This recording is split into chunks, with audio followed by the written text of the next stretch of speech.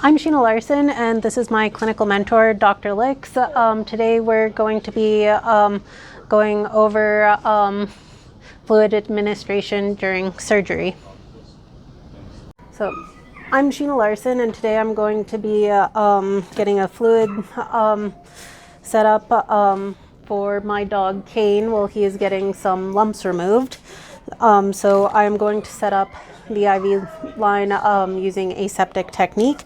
So I have an unopened saline bag here as per Dr. Licks's instructions, and a 10 drip IV line because he's a big boy. So to start off with, I'm going to open up the bag.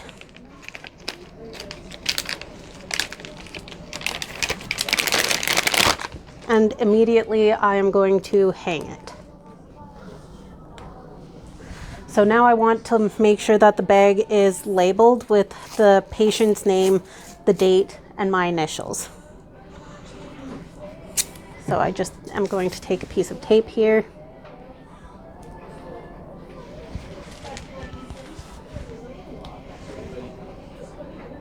So the patient's name, today's date,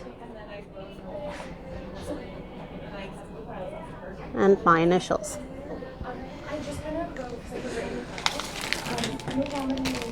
So now I'm going to be opening up the IV bag.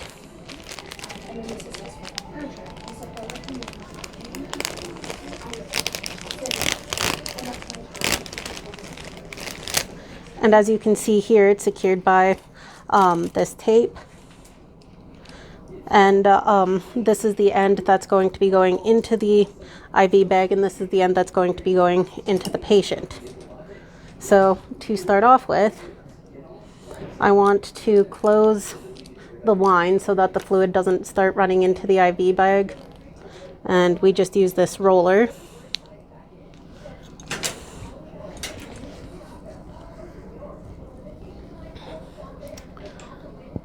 And now, without touching this end, I'm going to take this off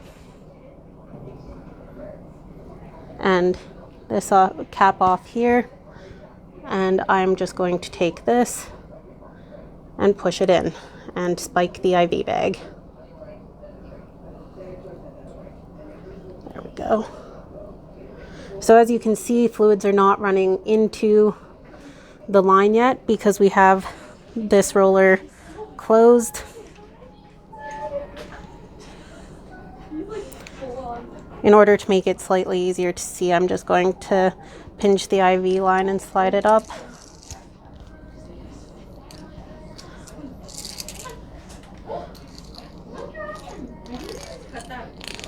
There we go. So this is closed. And there's a fluid fill line, so I'm just going to press this until the fluids fill to that line. And now I'm going to run the fluid through this line and eliminate any air bubbles that pop up. So I'm going to open up the line. And as you can see, the fluids are running.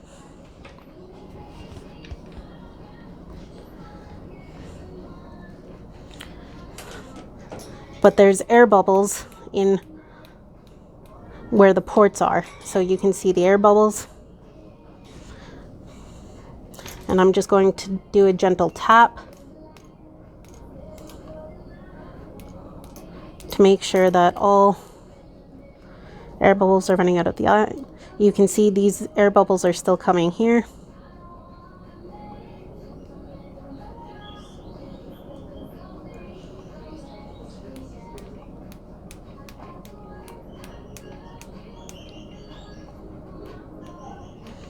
The gentle taps just encourage the air bubbles to go through the line. There we go. And now I'm just going to close this line here.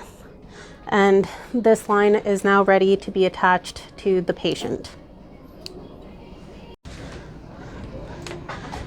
So now to aseptically attach the IV fluids without touching these, I'm going to just take off the cap here. Would you just be able to pinch there? There. And then I'm just going to put those in and screw that on without touching, and that way that is aseptic technique. And I'm just going to secure this in place with another piece of tape. And over here I can show that the fluids are in. So if you look, you can see the fluids running, and his drip rate is 9 drops per 15 seconds. So I'm just going to look at the clock and adjust the fluid rate.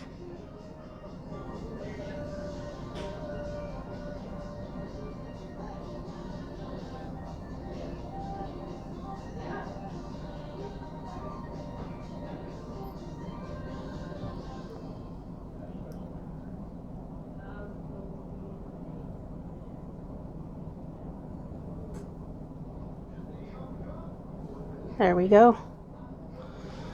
So he's at the proper fluid rate, and we are just going to get him induced and prepped for surgery.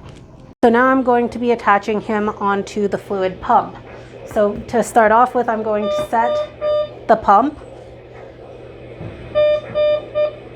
There we go. So volume to be infused will be roughly 900 mils.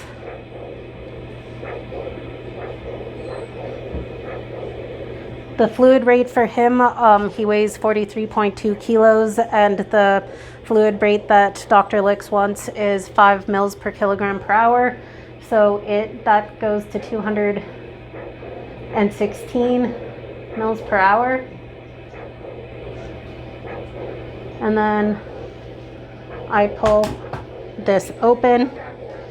The IV line has to be running from the bag in, going this direction with the arrows.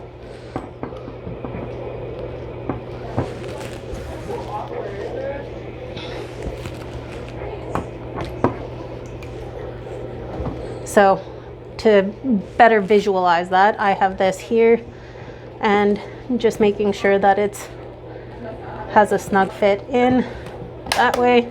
I'm going to now open up the port, verify the IV line, and now I hit start. And now you can see here how much that the fluid is running and that the drops are running through. So that means that he is attached to the fluid pump at a rate of 216 mils per hour. So now that we can see what volume was infused during Kane's surgery, because on the IV pump it has different readouts. So this is how many mils were left in the IV bag at the end of the procedure, and this here, his fluid rate was bumped up because his blood pressure started to drop during the surgery. So this is the volume that was actually infused over the period of time. So it gives us a readout.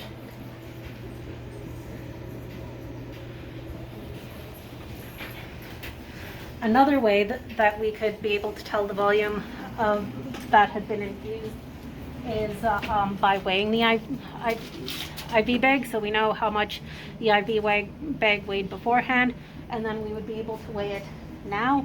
And then the difference of that would be the volume that was infused, because 1 mil of fluids is equivalent to 1 gram. I've just been monitoring Kane's recovery here. We have him on a hot dog because he was a little bit cold, and he was given some dexvedidine because he was a little bit dysphoric when he was waking up. So he's a bit more sedate now, but Dr. Licks figures that he has had enough fluids now, so we're just going to be putting a cap onto the IV. And while I've been monitoring him, I've been monitoring for signs of overhydration. So I've been listening for increased lung sounds, watching for any nasal or ocular discharge, for signs of chemosis, so swelling of the eye conjunctiva, any signs of dyspnea, so troubles breathing, and any signs of subcutaneous edema. And there have been no signs of overhydration. So his hydration level, if you look, his eyes are not sunken. He has no skin tint. He has nice pink, moist mucous membrane, so his hydration is good. So we're going to be capping the IV. So to start off with, I am going to be turning off the fluids.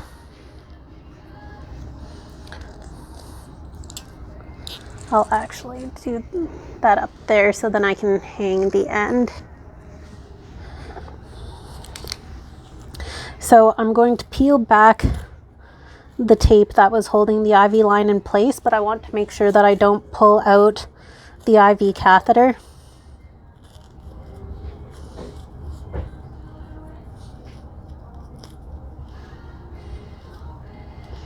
And I'm just going to use scissors here just to trim that.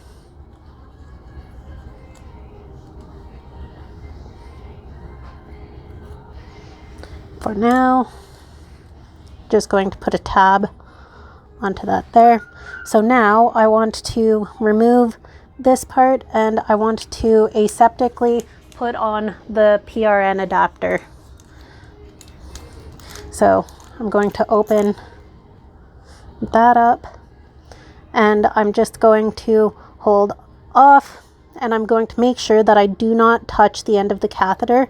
I'm going to twist this here while holding the IV, and I'm going to just set this onto there for now. We're going to be disposing of the IV line anyways, and I'm making sure not to touch the end, and I'm going to just screw that on.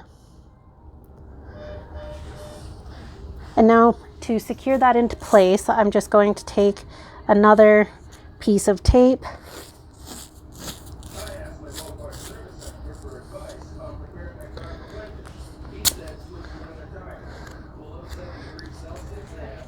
and I'm just going to wrap this around. I've tabbed the end so for easy removal, and the capped catheter is in place. So now I'm just going to be cleaning up after myself. These IV lines are not to be used for anyone else, so I'm just going to turn off the camera while I stand up because it's a little bit awkward with my broken leg. Okay, so now that I'm standing, I'm just going to clean up my mess. So I'm going to take the garbage and the recycling, and I'm going to throw that out. We just store our tape up here. Recycling.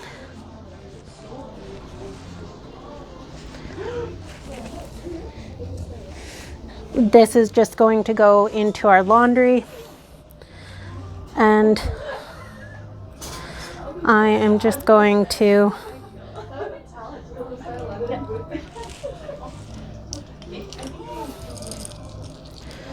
trim our IV line here shorter. We just throw the lines themselves into the garbage so that there's no risk of them being reused, but I don't want to break sterility for the bag. So I'm just going to tie this, and this section will not be reused, but we may end up using it for less critical procedures that might require flushing or anything like that, like for an abscess or something. So it just goes here with the rest of them. As you can see, it's been labeled, and Kane is going to continue to recover. Sheena Larson, and today I'm going to be administering sub-Q fluids to my cat Dixie. She's 18 and she has kidney disease, so she receives sub-Q fluids quite regularly. So to start off with, I'm going to just assess her dehydration. So I'm just going to check her eyes. And her eyes are still quite bright. They're not super sunken for an 18-year-old cat with kidney disease. So she has lost a bit of weight, so they're slightly sunken. And then I'm just going to check her skin tint here. And older animals lose skin resiliency, so it doesn't pop down immediately, but it also doesn't stay standing. So I don't think that she's that dehydrated, and I'm just going to check the inside of her mouth if she'll let me.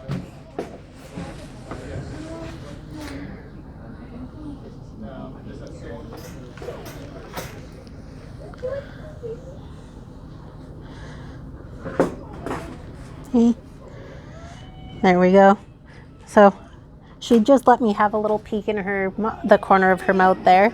And she has nice pink mucous membranes. They're still quite moist, and her personality is nice and bright, so I'm going to say that she's less than 5% dehydrated.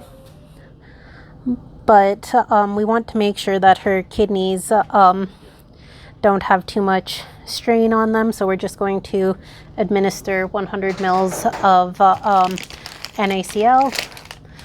So that's a crystalloid, and we are just going to be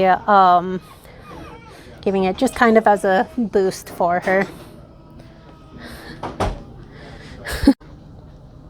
There we go. We were just taking a little break because we didn't want to stress Dixie out.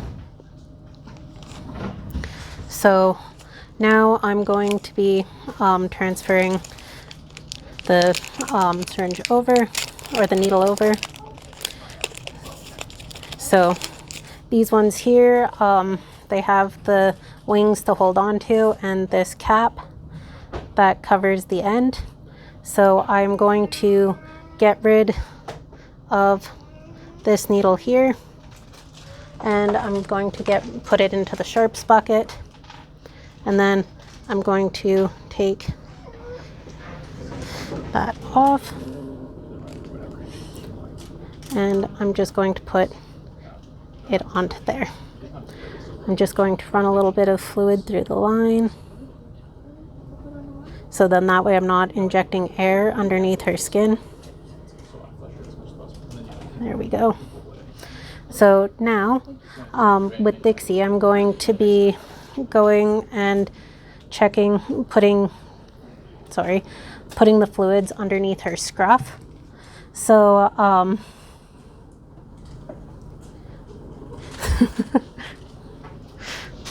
once she rotates back, there we go. Her scruff in between her scalpel blades here has a bunch of loose skin. So I'm going to just create a little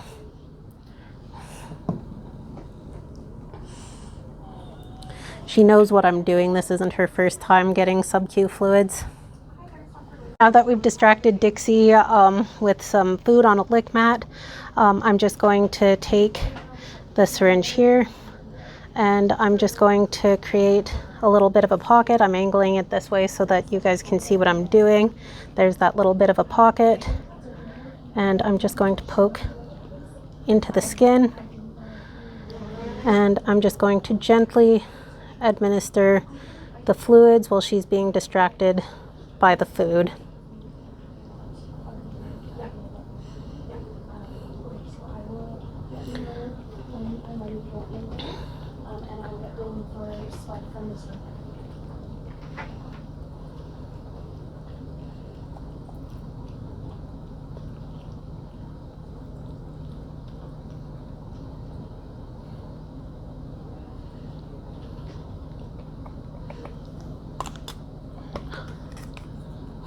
Don't go for the entire can there, monster. I can have some of it.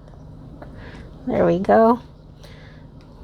So I'm just going to pinch this off here without touching the end. There we go. So without touching the end, so that both ends are aseptic, I'm just transferring to the other 40 mils while she's being distracted by the food. As you can see, she's getting a little bit of a bubble in her scruff there where the fluids are building up. You could have kept that on the mat there, monster.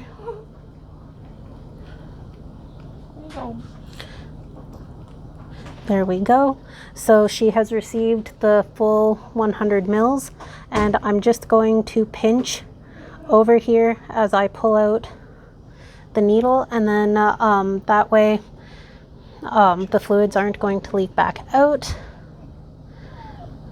Periodically, once the needle is withdrawn, some of the fluids leak, or you might see a little spot of blood, but normally that's nothing to be concerned about. And I'm just going to reach around Amy there and dispose of my sharps. Thank you.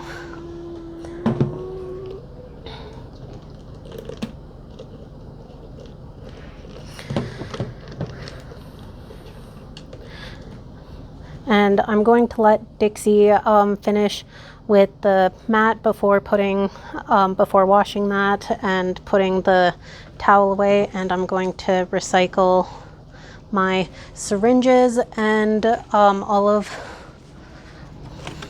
my papers here.